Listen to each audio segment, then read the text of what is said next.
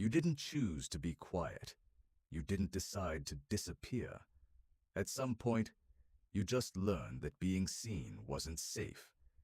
Maybe it was the way people reacted when you spoke, the subtle sighs, the interruptions, the way your feelings were brushed off like they didn't matter. Or maybe it was louder than that. Criticism, rejection, being told you were too much or not enough. Sometimes both at the same time. So you adapted. You became easier, quieter, smaller. Not because that's who you are, but because that's what worked. At first, it helped.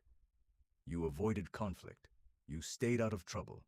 You became the good one, the easy one, the one nobody had to worry about. But there was a cost, because when you learn to be invisible, you don't just hide from pain, you hide from everything.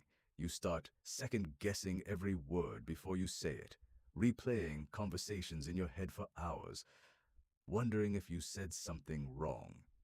You walk into a room and immediately feel like you don't belong there. Not because anyone told you that, but because some part of you already decided it's true.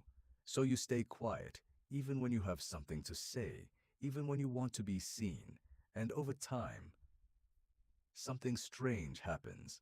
You stop knowing who you are when you're not trying to be invisible, because your personality became a strategy. You laugh when it feels appropriate. You nod when it's expected. You say, "It's fine," when it's not. And the more you do it, the more automatic it becomes, until one day you realize you don't feel real anymore.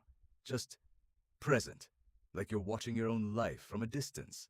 And here's the part that hurts the most. Even when someone genuinely tries to get close to you, you pull away.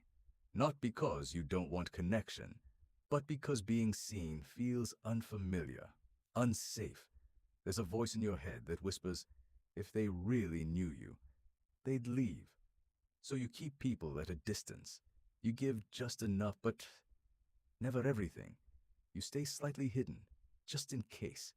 And it's exhausting, because a part of you wants to be known, to be understood, to exist fully in front of someone without filtering every thought.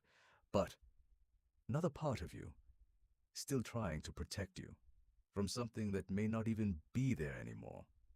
That's the paradox.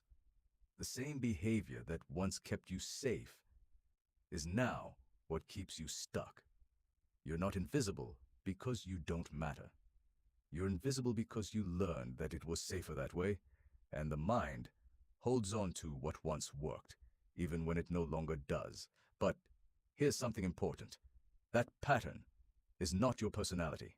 It's a response, a learned response, which means it can be unlearned. Not instantly, not easily, but slowly, in small moments. Like saying something you'd normally keep to yourself, even if your voice shakes, or allowing someone to see a real reaction, instead of the acceptable one, or simply noticing. When you're shrinking yourself in a room, not to judge it, but to understand it, because awareness is where it begins. You don't have to suddenly become loud, or confident, or someone you're not. This isn't about becoming a different person.